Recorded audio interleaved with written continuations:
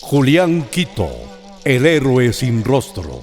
Historia basada en la sublevación de Columbe de 1803. Columbe kitillika tawka rikuchi raymikunatami charin. Pawka raymiwanmi panchi kishapi kallarin. Kitillipimi el rey del carnaval nishkata agllan. Paykunapaq unanchakunawan embajadores nishka. Kari atishpa puglay. Priostepa wasipi maykusilla wagra pugllaytapash rurankuna. Valdalupaksi ayllu llaqtapipash pawka raymi kichiktami agllankunam.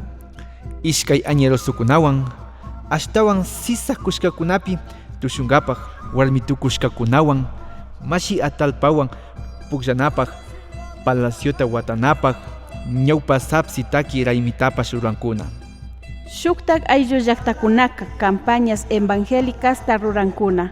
Takiqkuna mishanakuy, rumpawan pukllashpa mishanakuy, shinallatak llaqtapaq pugllaykunatapashmi rurankuna.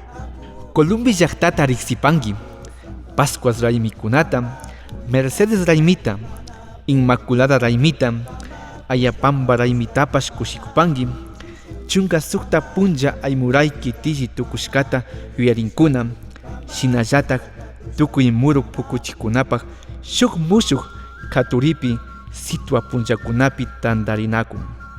Tukuykuna tinkuypi kanapaqmi napana, rimana, tiarina, karana, chay pachakunaka maysumaqmi kan. Columbe llaqtapi ayllu llaqtakunaka chunka pusaq patsaq kimsa watapi pawka raymi punllakunatami agllarka.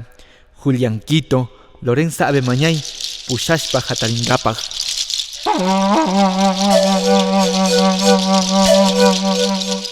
Julián Quito, el héroe de Columbe.